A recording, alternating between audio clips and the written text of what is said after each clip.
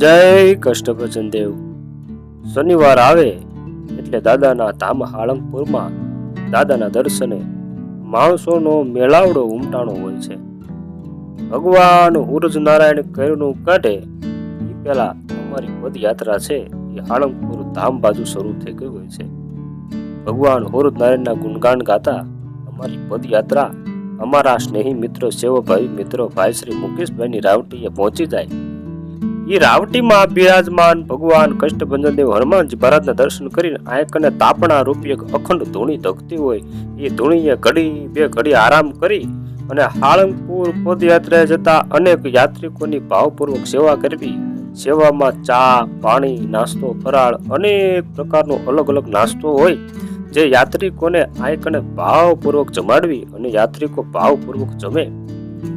એટલું જ નહીં, સેવા કરતા હૃદયની માલકોર અનેરો એક આનંદ ઉમટી પડે। આ જે સેવા કરવી ને 3 વર્ષથી સેવા શરૂ છે મારો બાપ, અદ્ભુત સેવા છે, અનેરો આનંદ આવે છે આ સેવામાં। એ સેવા કરતા કરતા દાદાના ગુણગાન ગાતા હોય। બાલ સમય રવિ ભક્ષ લિયો તબ તીન હું લોક ભયો અધિયારો અને તાસ ભયો જગ કો યહ સંકટ કાહુ સુ જાતન ટારો દેવ આવી કરી વિનંતી તબ છાંડી દિયો રવિ કષ્ટ નિહારો को नहीं जानते है जग में कभी संकट मोचन नाम तिहारो कभी संकट मोचन नाम तिहारो। બધા મિત્રોને ભાવભર્યા જય કષ્ટભંજન દેવ। અમારી પદયાત્રા પહોંચી ગઈ છે અમારા પરમ સ્નેહી મિત્રો ભાઈ શ્રી મુકેશભાઈની રાવટીએ। મુકેશભાઈની રાવટીએ સાળંગપુર પદયાત્રા જતા યાત્રિકોની ભાવપૂર્વક દર શનિવારે સેવા થાય છે। તેમજ સવારના હું જીગાલાલ મુકેશભાઈ બધા મિત્રો મળી અને સાળંગપુર પદયાત્રા યાત્રિકોની સેવા કરીએ છીએ। પણ હવે સાળંગપુર હનુમાનજી મહારાજના ધામ સમય થઈ ગયો તો આપણે આગળની યાત્રા શરૂ કરશું ને બોલો કષ્ટભંજન દેવની જય। અમારા સ્નેહી મિત્રો ભાઈ શ્રી મુકેશભાઈની રાવટીએથી આ પ્રકૃતિના નજારાને માણતા માણતા અમારી પદયાત્રા ધીરે ધીરે દાદાના ધામ સાળંગપુર બાજુ શરૂ થઈ ગઈ છે। સાળંગપુર બાજુ જતા ફરી એક નાનો વિરામો આવે। ભાઈ શ્રી મહેશભાઈનું ઘર મહેશભાઈની રાવટી, જ્યાં સાળંગપુર પદયાત્રા જતા યાત્રિકોની સેવામાં અવિરત પાણીની સેવા હોય છે। પાણી પી કોઠાને ટાઢક આપી ચા પાણીનો પ્રસાદ લઈ અને આગળની પદયાત્રા દાદાના ધામ હાળંગપુર તરફ ફરી પાછી આપણે શરૂ કરીએ।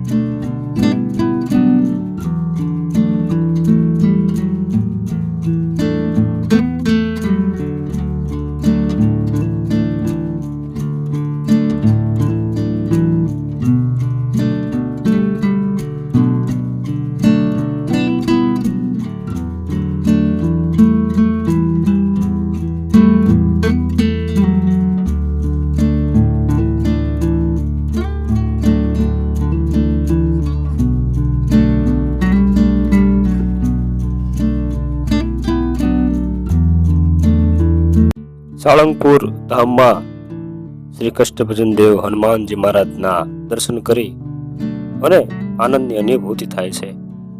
હવે દાદાના દર્શન કર્યા બાદ સાળંગપુર પદયાત્રા જતા યાત્રિકોની બપોર પછીની જ્યારે સેવા શરૂ થઈ ગઈ છે, જેમાં મુકેશભાઈની રાવટીએ સાળંગપુર પદયાત્રા જતા યાત્રિકોની બધા મિત્રો દ્વારા ભાવપૂર્વક સેવા કરવામાં આવે છે। જેમાં યાત્રિકો માટે લીંબુ શરબત પાણીની વ્યવસ્થા રાખવામાં આવે છે। તો ચાલો એ સેવાને પણ આપણે નિહાળીએ।